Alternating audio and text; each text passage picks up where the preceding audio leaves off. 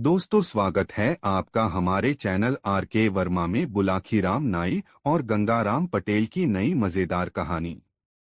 दोस्तों, काशी यात्रा में गंगाराम पटेल और बुलाखीराम नाई ने दिन भर की यात्रा समाप्त कर एक नए नगर में प्रवेश किया।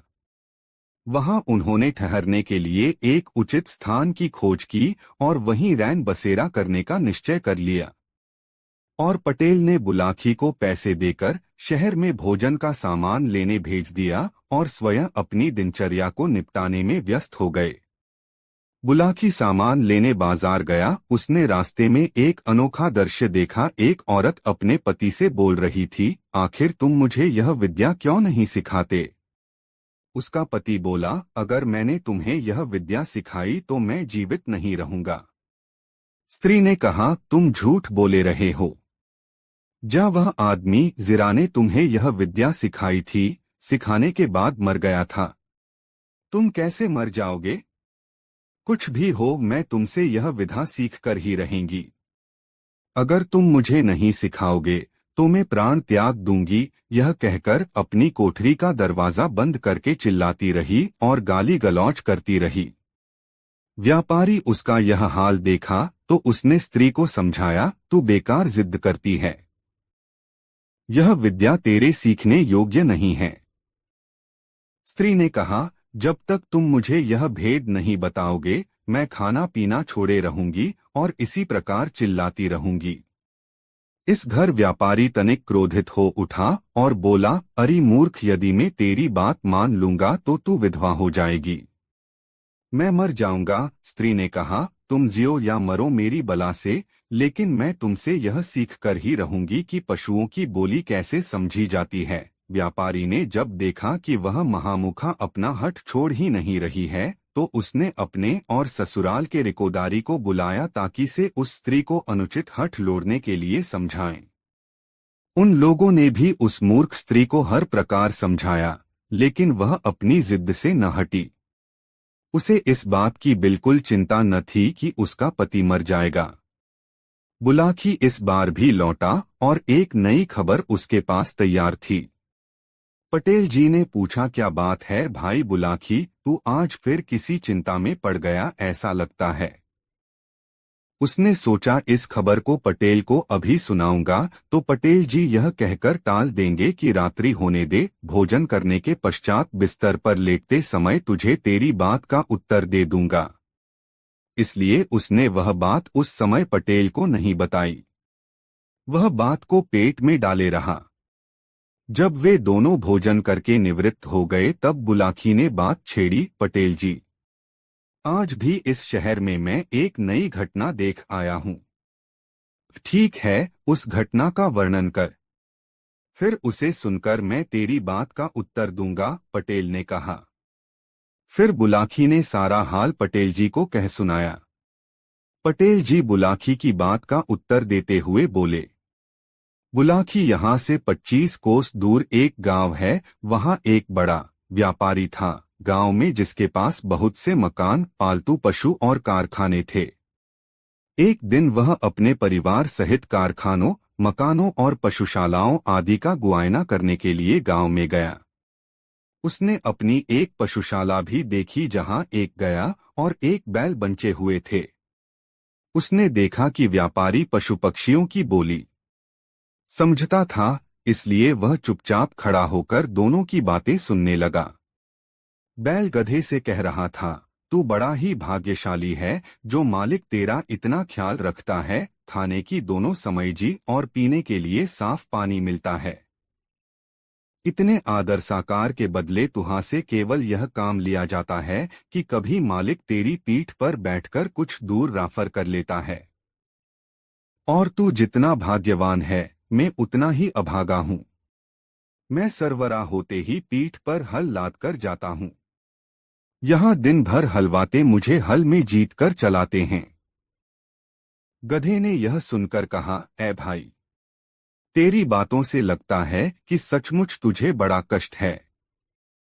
किंतु सच तो यह है कि तू यदि मेहनत करते करते मर भी जाए तो भी ये लोग तेरी दशा पर उरस नहीं खाएंगे। आथ तू एक काम कर, फिर तुझसे इतना काम नहीं लिया जाएगा और सुख से रहेगा।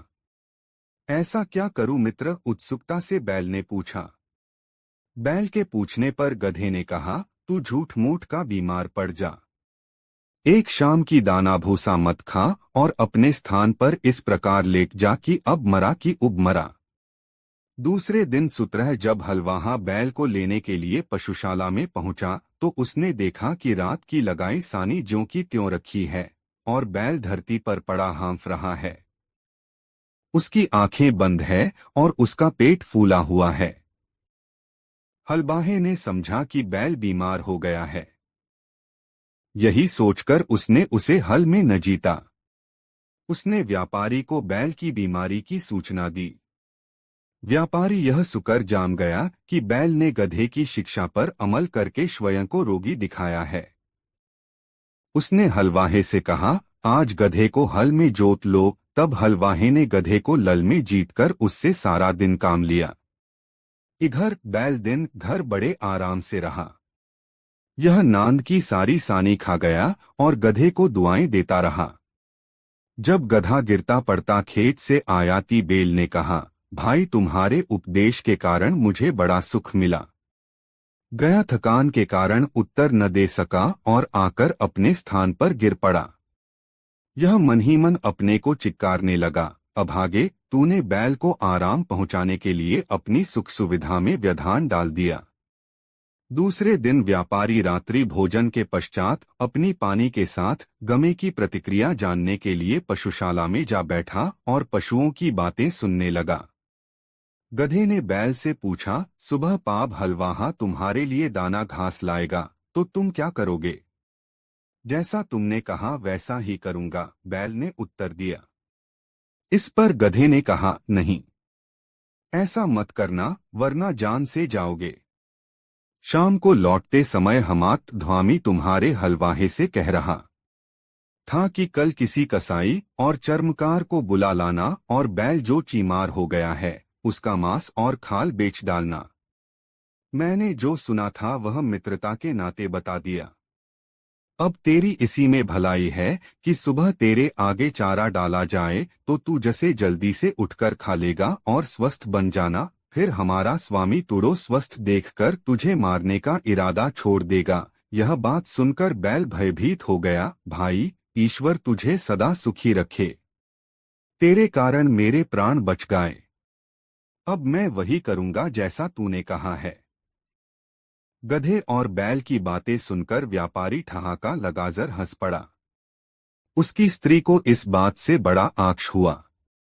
यह पूछने लगी कि तुम अकारण ही क्यों हंस पड़े? व्यापारी ने कहा, यह बात बताने की नहीं है। मैं सिर्फ यह कह सकता हूं कि मैं चैत और गधे की बातें सुनकर हंसा है। स्त्री ने कहा, मुझे भी वह विधा सिखाओ जिससे तुम पशुओं की बोली समझा लेते हो। इस पर व्यापारी ने इनकार कर दिया। श्री बोली, आखिर तुम मुझे यह क्यों नहीं सिखाते? व्यापारी बोला, अगर मैंने तुम्हें यह विद्या सिखाई तो मैं जीवित नहीं रहूंगा। स्त्री ने कहा, तुम झूठ बोले रहे हो। जा वह आदमी जिरा ने तुम्हें यह विद्या सिखाई थी, सिखाने के बाद मर गया था। तुम कैसे गए जाओगे? कुछ भी हो, मैं तुमसे यह विधा सीख कर ही रहेंगी।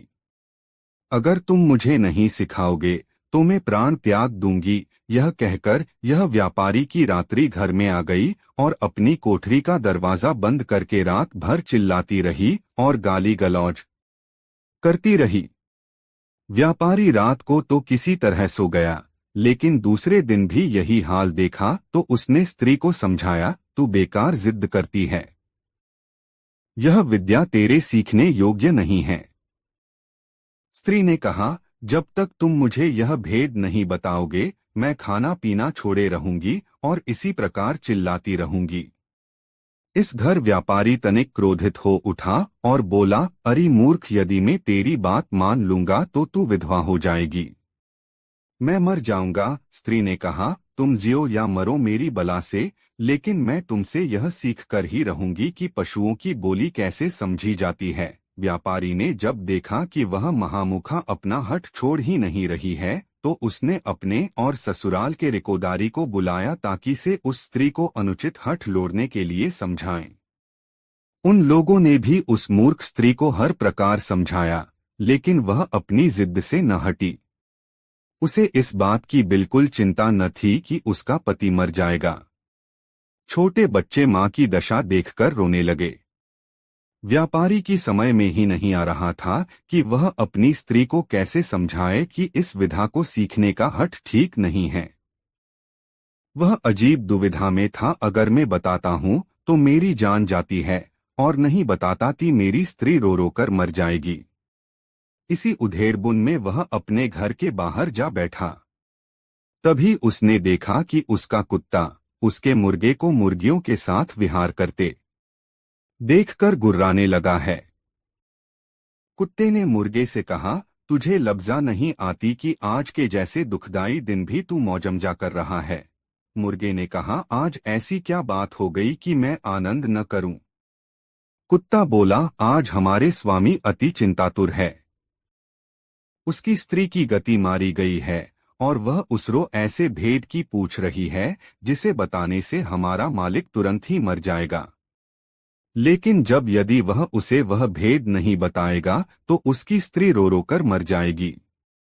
इसी से सारे लोग दुखी हैं और तेरे अतिरिक्त कोई ऐसा नहीं है जो मौजमजे की बात भी सोचे। मुर्गा बोला, हमारा स्वामी मूर्ख है जो एक ऐसी स्त्री का पति है जो उसके अधीन नहीं है। मेरी तो 50 भूर्तियां हैं और सब मेरे अधीन हैं। अगर स्वामी मेरे बताए अनुसार काम करे तो उसका दुख अभी दूर हो जाएगा। कुत्ते ने पूछा, यह क्या करे कि उस मूर्ख स्त्री की समझ वापस आ जाए। गुर्गे ने कहा, हमारे स्यागी को चाहिए कि एक मजबूत डंडा लेकर उस कोठरी में जाए जहां उसकी रतरी चीख और चिल्ला रही है। दरवाजा अंदर से बंद कर ले और स्त्री की जमकर पिटाई करे।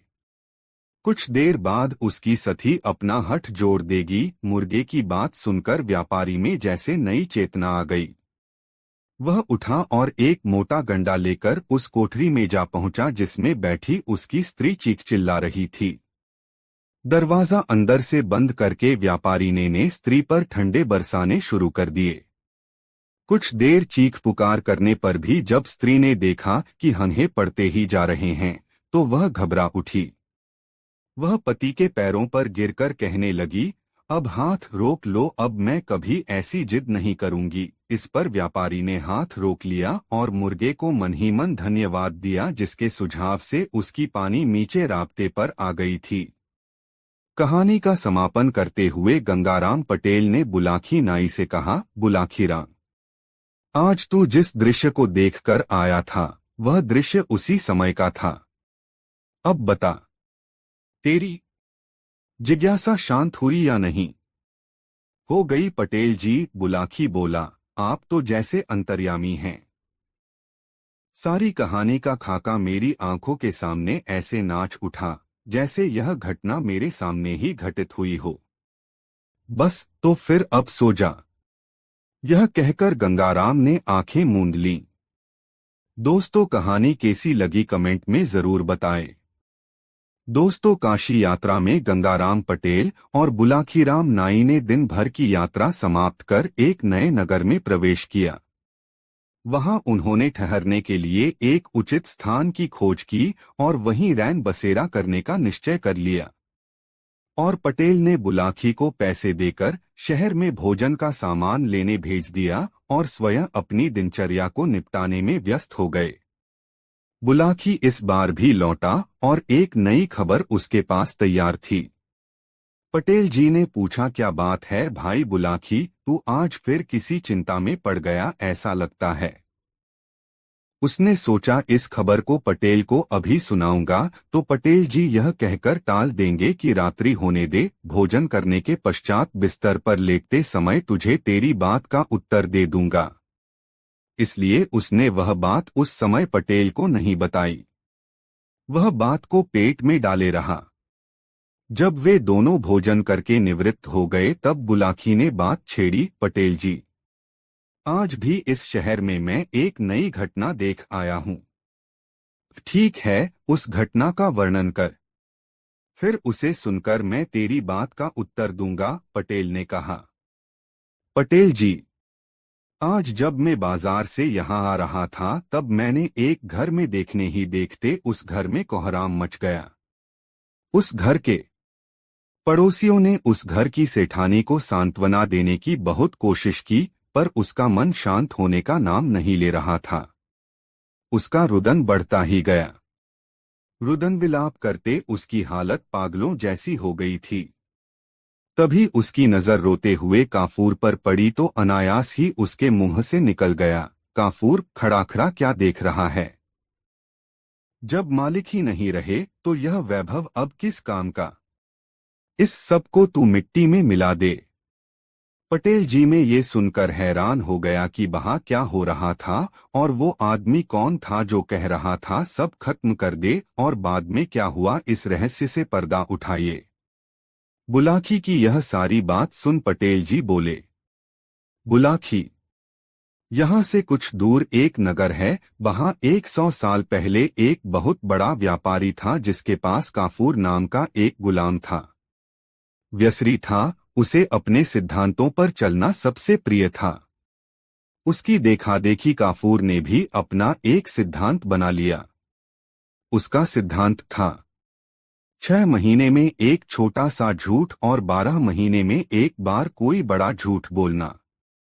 एक बार व्यापारी ने विदेश जाने की योजना बनाई, इसलिए उसने निश्चय किया कि सभी गुनाभा को बेच दिया जाए।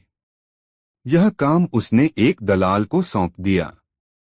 उसके गुलामों में से काफूर नामक गुलाम को शहर के एक अमीर आदमी ने पसंद कर लिया। तब दलाल ने काफूर की तारीफ करते हुए कहा, सेठ जी, यह गुलाम बड़ा ही ईमानदार और निष्ठापूर्वक काम करने वाला है। यह तो बड़ी अच्छी बात है। अमीर ने कहा, क्या इसमें कोई बुराई भी है? बस छोटी सी एक ही बुराई है सेठ जी की यह सिद्धांतवादी है। सिद्धांतवादी होना तो कोई बुरी बात नहीं है। इसमें क्या बुराई है? सेठ और अधिक खुश हुआ। मैं खुद सिद्धांतवादी हूँ और मेरा यह सिद्धांत है कि मैं बिना जांचे परखे कभी गुलाम नहीं खरीदता, और जब गुलाम को खरीद लेता हूँ तो उसके सुख दुख का पूरा ख्याल रखता हूँ। अब तुम मुझे इस गुलाम का सिद्धांत बताओ, क्या सिद्धांत है इसका? जवाब दलाल के बजाय गुलाम ने स्वयं दिया। मालिक, मेरा सिद्धांत यह है कि मैं 6 महीने में एक बार एक छोटा सा झूठ बोलता हूँ और 12 महीने में एक बार बड़ा झूठ बोलता हूँ।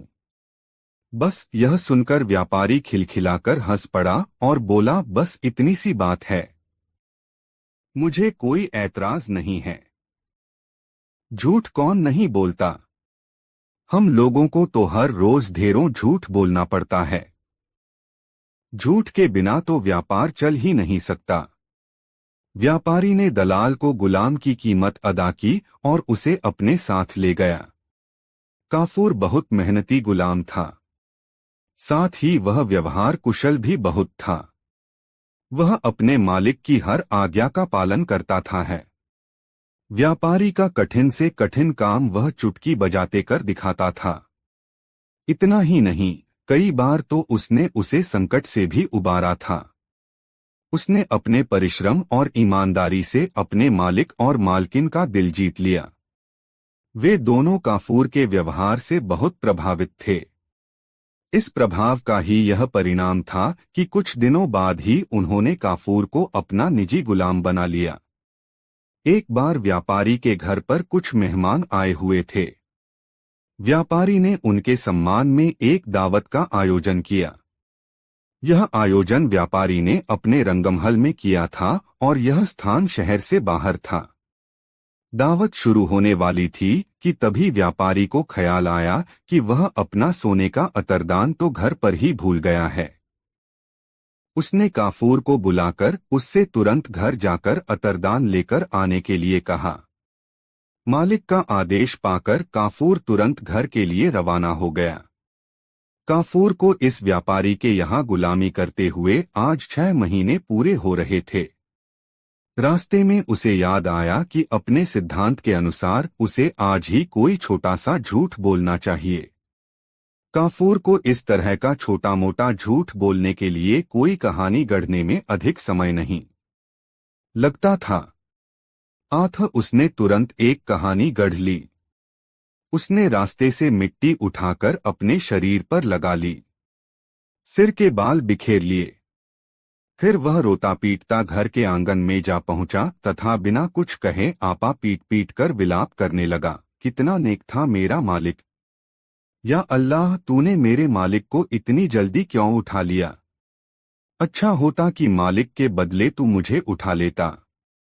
अब मेरा क्या होगा। इतना कहकर वह और जोर जोर से छाती पीटने लगा। काफूर के रोने की आवाज सुनकर व्यापारी की पत्नी घबरा गई। वह भागती हुई बाहर आई। उसे देखते ही काफूर ने रोते रोते कहा, मालकिन गजब हो गया। मालिक रंग महल में मेहमानों के साथ बैठे हुए थे। एकाएक पीछे की दीवार उन पर गिर पड़ी। मालिक और सभी मेहमान उसके नीचे दब कर मर गए। हाय मालिक। यह सुनकर मालकिन दहाड़े मार मार कर रोने लगी। बात पता चलने पर उसकी दोनों बेटियां और पड़ोसी भी रुदन में शामिल हो गए। घर के दूसरे नौकर भी मालिक की मौत की खबर सुनकर रोने लगे। देखने ही देखते पूरे घर में कोहराम मच गया। पड़ोसियों ने सेठानी को सांत्वना देने की बहुत कोशिश की, पर उसने शांत होने का नाम नहीं लिया। उसका रुदन बढ़ता ही गया। रुदन विलाप करते उसकी हालत पागलों जैसी हो गई थी। तभी उसकी नजर रोते हुए काफूर पर पड़ी तो अनायास ही उसके मुंह से निकल गया, काफूर, खड़ा खड़ा क्या देख रहा है। जब मालिक ही नहीं रहे तो यह वैभव अब किस काम का। इस सब को तू मिट्टी में मिला दे। मालकिन के हुक्म की तामील करना गुलाम का फर्ज है। यही सोचकर काफूर ने तुरंत इथीदा उठाया और घर की एक एक चीज को तोड़फोड़ कर रख दिया। मकान के दरवाजे, खिड़कियों, मेज कुर्सियां, पलंग, अलमारी, बर्तन सब कुछ चकनाचूर हो गए। तत्पश्चात मालकिन अपनी दोनों बेटियों, पड़ोसियों व नौकर चाकरों के साथ रोती पीटती रंग महल की ओर चल पड़ी। मालकिन और पड़ोसियों के रंग महल पहुंचने के पहले ही काफूर जल्दी जल्दी रंग महल जा पहुंचा। उस समय व्यापारी मेहमानों के साथ भोजन करने बैठा ही था कि काफूर उसके पास जाकर छाती पीटते हुए रोने लगा। व्यापारी उसको इस हरकत पर बुरी तरह घबरा गया और तत्काल उसने पूछा, काफूर क्या हुआ। तू इस तरह फूट फूट कर रो क्यों रहा है। काफूर ने सिसकते हुए जवाब दिया, मालिक क्या बताऊं। गजब हो गया। मालकिन दीवान खाने में झूले पर बैठी हुई पान चबा रही थीं। एकाएक दीवान खाने की दीवार उनके ऊपर गिर पड़ी। मालकिन दीवार के नीचे दबकर मर गईं। आपकी दोनों बेटियां वहीं अपने छोटे भाई के साथ खेल रही थीं। वे सब भी दीवार के नीचे दब गए। गजब हो गया मालिक। काफूर विलाप करने लगा, हाय, अब मैं क्या करूं। खुदा, तूने मेरी दयालु मालकिन को इतनी जल्दी क्यों उठा लिया। व्यापारी परोसी हुई थाली छोड़कर उठ गया। वह शोक से विह्वल हो उठा और जो भी चीज सामने पड़ी सबको तोड़ने फोड़ने लगा। रंग महल की कोई भी वस्तु साबुत नहीं बची। मेहमानों ने किसी तरह व्यापारी को संभाला। वे सब रोते बिलखते घर की ओर चल पड़े। अभी वे लोग कुछ ही दूर गए थे कि उन्हें सामने से सेठानी और पास पड़ोस के लोग उधर से आते हुए दिखाई दिए। दोनों तरफ की भीड़ एक दूसरे के करीब आ गई। जब व्यापारी ने सेठानी को और सेठानी ने व्यापारी को देखा तो दोनों डर के मारे कांपने लगे। भागो भागो, यह तो सेठानी का भूत है, व्यापारी चिल्लाया। बचाओ बचाओ, यह तो सेठ जी का भूत है, सेठानी बोली। इसके बाद व्यापारी और सेठानी डर के मारे बेहोश होकर गिर पड़े। व्यापारी और सेठानी के साथ आए लोगों ने उन दोनों के चेहरों पर पानी छिड़का, तब कहीं जाकर उन दोनों को होश आया। व्यापारी और उसकी पत्नी ने जब एक दूसरे से बातचीत की तब उन्हें मालूम हुआ कि यह सब काफूर की करतूत है।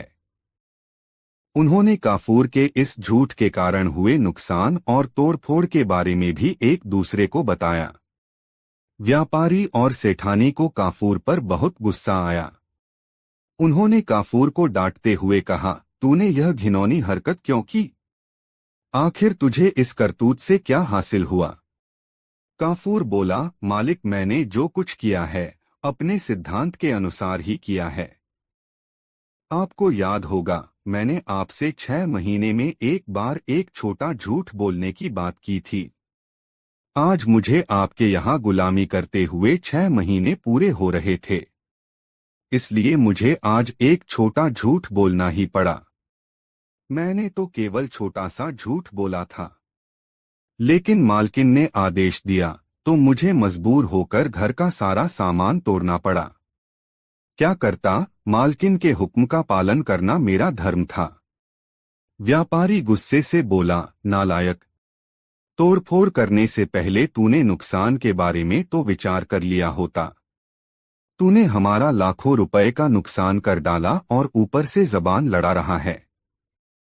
मालिक, आपका भी तो सिद्धांत है, जीते जागते इंसानों को गुलाम बनाकर रखना। आप एक निर्दोष एवं वफादार आदमी को जानवर की तरह जंजीरों में बांध कर रखते हैं, उसे जानवरों की तरह खरीदते और बेचते हैं। आप उस पर कोड़े बरसा सकते हैं। इतना ही नहीं, आप गुलामों की हत्या भी कर सकते हैं। जीते जागते इंसानों की पूरी जिंदगी इस प्रकार की गुलामी में ही बीत जाती है। इस अन्याय की तुलना में तो मेरी छोटी सी गलती कुछ भी नहीं है। काफूर की बातें सुनकर व्यापारी के कान खड़े हो गए। उसने सोचा, इस गुलाम का छोटा सा झूठ यदि इतना भयानक है तो बड़ा झूठ कितना विनाशकारी होगा। उसने काफूर से कहा, अब मुझे तुम्हारे जैसे गुलाम की जरूरत नहीं है। नहीं मालिक, ऐसा कैसे हो सकता है? काफूर ने जवाब दिया, आपने तो 12 महीने के लिए मुझे खरीदा है। दलाल की बही में यह शर्त दर्ज है। 12 महीने के पहले आप मुझे कैसे छोड़ सकते हैं, मालिक? व्यापारी और काफूर का यह विवाद सुल्तान हारून रशीद के पास पहुंचा। उसने दोनों पक्षों की दलीलें सुनने के बाद काफूर को गुलामी से आजाद करने का आदेश दिया। इस प्रकार अपनी सूझबूझ से काफूर हमेशा हमेशा के लिए गुलामी से मुक्त हो गया। कहानी का समापन करते हुए गंगाराम पटेल ने बुलाकी नाई से कहा, बुलाकी राम, आज तू जिस दृश्य को देखकर आया था वह दृश्य उसी समय का था। अब बता, तेरी जिज्ञासा शांत हुई या नहीं? हो गई पटेल जी, बुलाकी बोला, आप तो जैसे अंतर्यामी हैं। सारी कहानी का खाका मेरी आंखों के सामने ऐसे नाच उठा जैसे यह घटना मेरे सामने ही घटित हुई हो। बस तो फिर अब सो जा। यह कहकर गंगाराम ने आंखें मूंद लीं। कुछ ही देर में बुलाखीराम नाई के भी खर्राटे वहां गूंजने लगे। दोस्तों, यह कहानी आपको कैसी लगी कमेंट में जरूर बताएं। दोस्तों, काशी नगरी की यात्रा करके वापसी के तीसरे चरण में गंगाराम पटेल और बुलाकी नाई एक नए नगर में आकर ठहरे। वहां बुलाखीराम नाई ने जो अजूबा देखा उसका विवरण इस प्रकार है। बाजार में बुलाकी ने देखा कि राजा के सैनिक एक सुंदर स्त्री को उसके हाथ और पांवों में हथकड़ी बेड़ी डालकर घसीटे ले जा रहे थे। कैदी स्त्री के गले में किसी मनुष्य का कटा हुआ सिर लटका हुआ था। रात को सोते समय जब बुलाखीराम ने उस दृश्य का रहस्य गंगाराम पटेल से पूछा तो उन्होंने इस रहस्य का उद्घाटन किया। पटेल ने उसे बताया, बुलाखीराम, ध्यान से सुन। यहाँ एक नगर है जिसका नाम है शमीपुर। उस नगर में एक परिवार रहता था। परिवार की मुखिया एक वृद्धा स्त्री थी। वृद्धा के उस परिवार में वह स्वयं, उसका एक बेटा, बेटे की पत्नी और उसकी बहन थी। वृद्धा के बेटे का नाम था उत्तम कुमार और बेटी का नाम शीला। शीला का विवाह इसी नगर के एक नौजवान के साथ हुआ था और वह अपने पति के साथ आनंदपूर्वक रहती थी। उधर उत्तम कुमार अपनी माता और अपनी पत्नी के साथ मेहनत मजदूरी करके किसी प्रकार अपने जीवन का निर्वाह कर रहा था। बुलाखी। समय बड़ा बलवान होता है। कुछ दिन बाद उत्तम कुमार के ग्रह खोटे हो गए। उस शहर में उसे रोजी रोटी मिलनी बंद हो गई। जब भोजन के लाले पड़ने लगे तो एक दिन उसने माँ से कहा, माँ, अब इस शहर में तो मुझे कोई मेहनत मजदूरी का काम भी नहीं मिल रहा। बता, ऐसी स्थिति में मैं क्या करूं? क्या किसी दूसरे शहर में जाकर अपनी किस्मत आजमाऊं? माँ कहने लगी, बेटा, किसी दूसरे शहर में जाने की क्या आवश्यकता है, यहीं रहकर कोई और काम खोज ले। मेहनत मजदूरी का काम नहीं मिलता तो कोई छोटा मोटा व्यापार कर ले। मैंने ऐसे ही किसी बुरे वक्त के लिए कुछ धन तुझसे छिपा कर रखा हुआ है, तू वह पैसे ले ले और अपना कोई धंधा कर ले। माँ, तब फिर अपना जोड़ा हुआ पैसा मुझे दे दो। मैं किसी दूसरे शहर में जाकर उन पैसों से कोई धंधा कर लूंगा। ईश्वर की कृपा हुई और धंधा चल पड़ा तो जल्दी ही खूब सारा पैसा कमाकर लौट आऊंगा, फिर हम मिलकर चैन से जिंदगी व्यतीत करेंगे।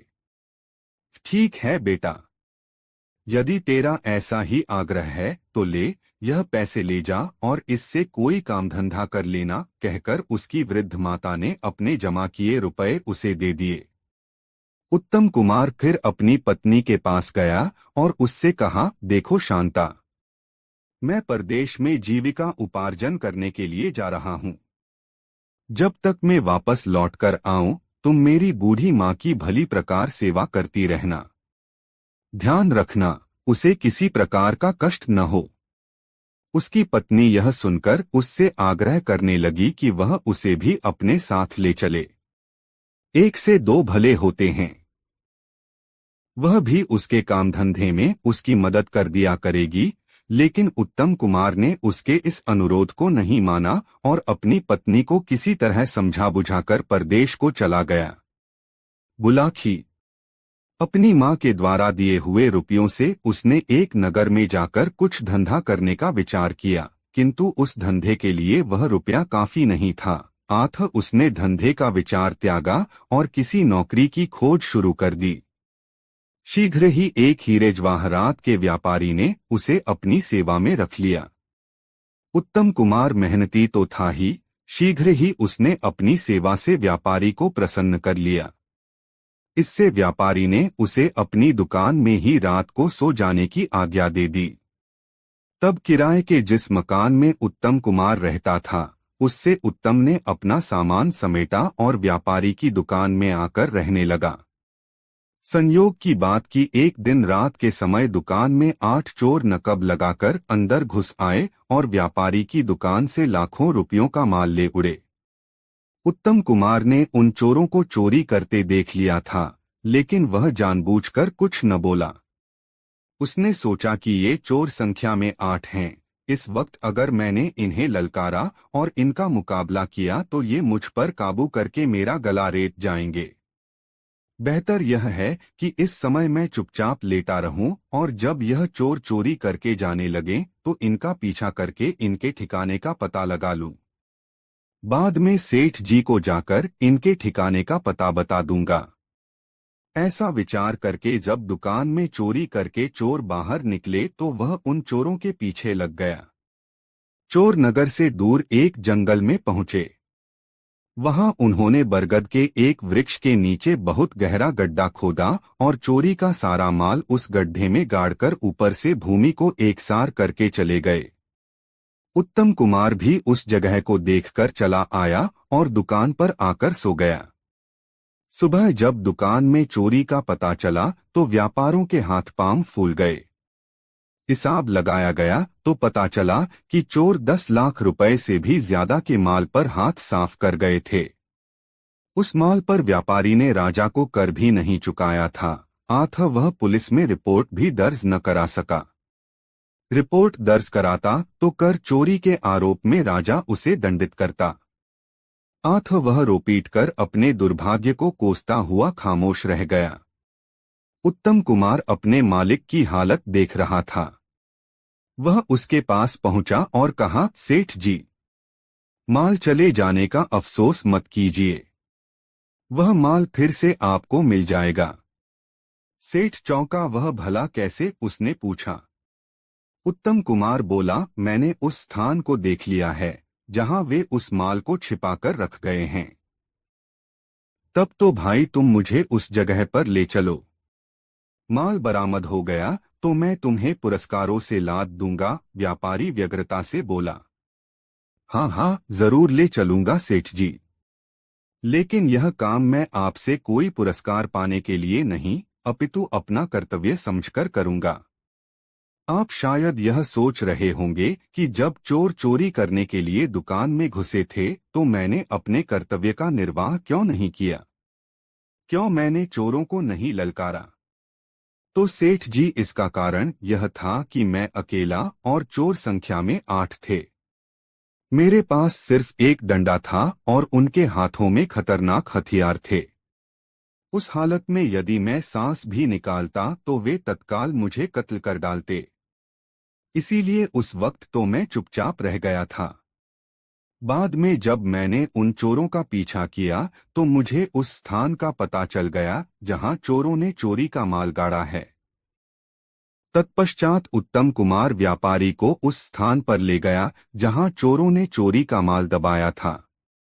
व्यापारी ने उत्तम कुमार की मदद से उस स्थान को खुदवाया तो सारा माल बरामद हो गया। घर आकर व्यापारी ने उत्तम कुमार की सेवा से प्रसन्न होकर उसे 1 लाख रुपए इनाम में दे दिए। उत्तम कुमार ने रुपए लेने से बहुत इनकार किया, किंतु व्यापारी न माना। उसने 1 लाख रुपयों की थैली उत्तम कुमार के हाथ में थमा दी। बुलाखी। जब इतने सारे रुपए उत्तम कुमार को अनायास ही मिल गए तो उसने व्यापारी की नौकरी छोड़ दी और अपने घर वापस लौट पड़ा। शाम के समय वह इस नगर में पहुंचा। यहाँ उसकी बहन शीला रहती थी। आठ वह रात्रि को अपनी बहन के पास ही ठहर गया। शीला ने अपने भाई का खूब स्वागत सत्कार किया, किंतु उसके पास इतनी बड़ी रकम देखकर उसकी नीयत में खोट आ गया। रात्रि के समय जब उसका भाई गहरी नींद में सो रहा था तब उसने एक तेज धार वाले हथियार से अपने भाई का गला काट दिया और उसकी रकम अपने घर में छिपा दी। सुबह जब उसके पति को उसके कुकर्म का पता चला तो उसने अपनी पत्नी शीला को बहुत लानत मलामतें दी, उसे बहुत धिक्कारा और खींचता हुआ उसे राजा के दरबार में ले गया, जहां उसने शीला द्वारा अपने भाई की हत्या करने की बात राजा को बता दी। राजा ने तब शीला के लिए दंड निश्चित कर दिया। उसने आदेश दिया, इस हत्यारी के हाथ और पैरों में हथकड़ी और बेड़ी डालकर और इसके गले में इसके भाई का कटा हुआ मुंड लटका कर सारे नगर में घुमाया जाए और जब सारे नगर में घूम चुके तो एक चौराहे पर ले जाकर इसका सिर काट लिया जाए। मेरे राज्य में खून का बदला खून का प्रावधान है, अतः इस सगे भाई की हत्या करने वाली पापिन को यही दंड देना उचित है। इस कथा का समापन कर पटेल ने कहा, बुलाखीराम, आज तू जिस दृश्य को देखकर आया था वह यही दृश्य था। राजा के आदेश से उस पापिन को दंड दिया जा रहा था। अब क्योंकि तेरे प्रश्न का उत्तर तुझे मिल गया है, आठ चैन की नींद सो। सुबह उठकर आगे की यात्रा भी करनी है। ऐसा कहकर पटेल ने चादर ओढ़ ली और करवट बदलकर सो गए। बुलाखीराम ने भी अपने पैर पसार दिए और सो गया। दोस्तों, गंगाराम पटेल और बुलाखीराम नाई की यह मजेदार कहानी आपको कैसी लगी कमेंट बॉक्स में जरूर बताएं। ऐसी और नई मजेदार कहानी सुनने के लिए हमारे चैनल RK वर्मा को सब्सक्राइब जरूर कर लें और यह वीडियो अपने मित्रों के साथ जरूर शेयर करें। वीडियो देखने के लिए बहुत बहुत धन्यवाद।